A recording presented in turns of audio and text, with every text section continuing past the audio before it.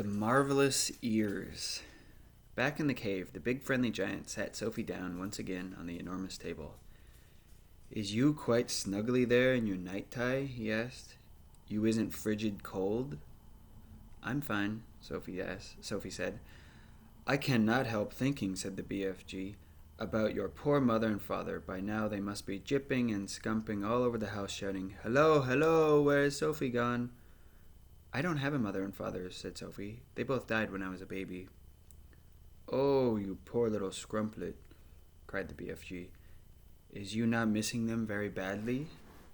Not really, said Sophie. I never knew them. You is making me sad, the BFG said, rubbing his eyes. Don't be sad, said Sophie. No one is going to worry much about me. That place you took me from was the village orphanage. We are all orphans in there. You is a norphan? Yes. How many is there in there? 10 of us, all little girls. Was you not happy there? The BFG asked. I hated it, said Sophie.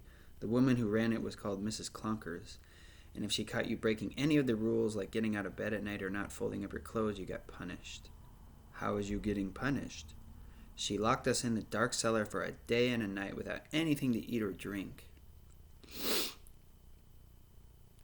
The rotten old rat spatter, cried the BFG. It was horrid, said Sophie. We used to dread it. There were rats down there. We could hear them creeping about. The filthy old fizzwiggler, shouted the BFG. That is making the horridest thing I is hearing for years. You is making me sadder than ever. All at once a huge tear that would have filled a bucket rolled down one of the BFG's cheeks and fell with a splash on the floor. It made quite a puddle. Sophie watched with astonishment. What a strange and moody creature this is, she thought. One moment he is telling me his head is full of squash flies, and the next moment his heart is melting for me because Mrs. Clunkers locks us in the cellar. The thing that worries me, Sophie said, is having to stay in this dreadful place the rest of my life. The orphanage was pretty awful, but I wouldn't have been there forever, would I? All is my fault, the BFG said. I is the one who kid-snatched you. Yet another enormous tear welled from his eye and splashed on the floor. Now I come to think of it, I won't actually be here all that long, Sophie said. I is afraid you will, the BFG said. No, I won't, said Sophie. These brutes out there are bound to catch me sooner or later and have me for tea. I is never letting that happen, the BFG said. For a few moments the cave was silent. Then Sophie said, May I ask you a question? The BFG wiped the tears away from his eyes with the back of his hand and gave Sophie a long, thoughtful stare. Shoot away, he said. Would you please tell me what you were doing in our village last night? Why were you poking that long trumpet thing into the Gucci children's bedroom and then blowing through it? Aha! Cried the BFG, sitting up suddenly in his chair. Now he is getting nosier than a Parker. And that suitcase that you were carrying? Sophie said. What on earth was that all about? The BFG stared suspiciously at the small girl sitting cross-legged on the table.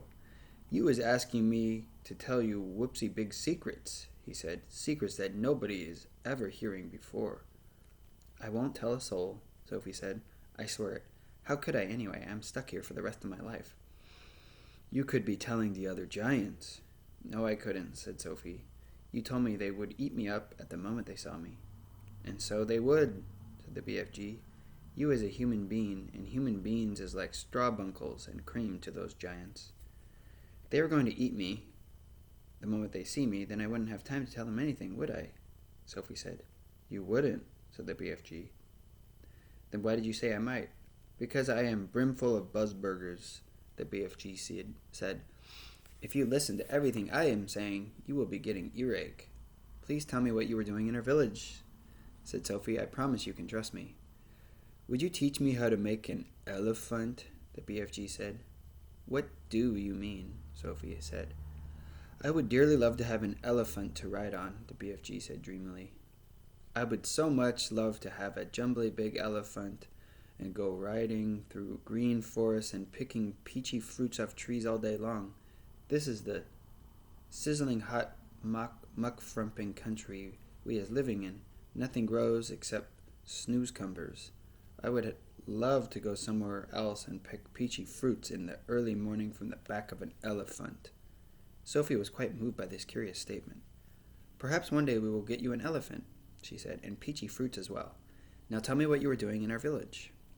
If you was really wanting to know what I am doing in your village, the BFG said, I is blowing a dream into the bedroom of those children. Blowing a dream? Said Sophie. What do you mean? I is a dream-blowing giant, the BFG said. When all the other giants is galloping off every what way in which to swallow up human beings, I is scuttling away to other places to blow dreams into the bedrooms of sleeping children. Nice dreams. Lovely golden dreams. Dreams that is giving the dreamers a happy time. Now hang on a minute, said Sophie. Where do you get these dreams? I collect them, the BFG said, waving an arm towards all the rows and rows of bottles on the shelves. I has billions of them. You can't collect a dream, said Sophie. A dream isn't something you can catch hold of. You is never going to understand about it, the BFG said. That is why I am not wishing to tell you.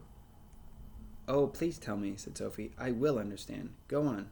Tell me how you collect dreams. Tell me everything. The BFG settled himself comfortably in his chair and crossed his legs. Dreams, he said, is very mysterious things. They is floating around in the air like little wispy, misty bubbles. And all the time they is searching for sleeping people. Can you see them? Sophie asked. Never at first. Then how do you catch them if you can't see them?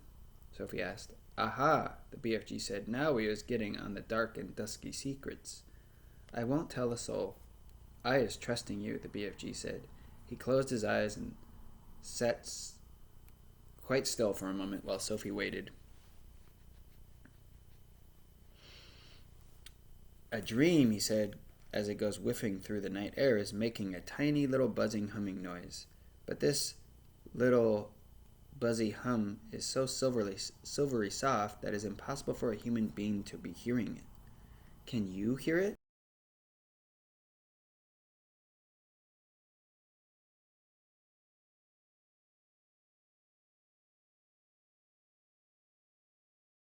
Seeing these? He asked. How could I miss them?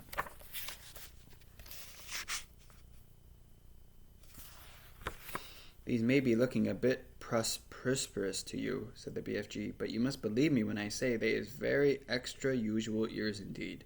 They is not to be coughed at. I'm quite sure they are not, Sophie said. They is allowing me to hear absolutely every single twiddly little thing. You mean you can hear things that I can't? Sophie said. You is deaf as a dumpling compared with me, cried the BFG. You is hearing only thumping loud noises with those little earwigs of yours, but I am hearing all the secret whisperings of the world. Such as what? Sophie asked. In your country, he said, I is hearing the footsteps of the ladybird as she goes walking across the leaf. Honestly, Sophie said, beginning to be impressed. What's more, I is hearing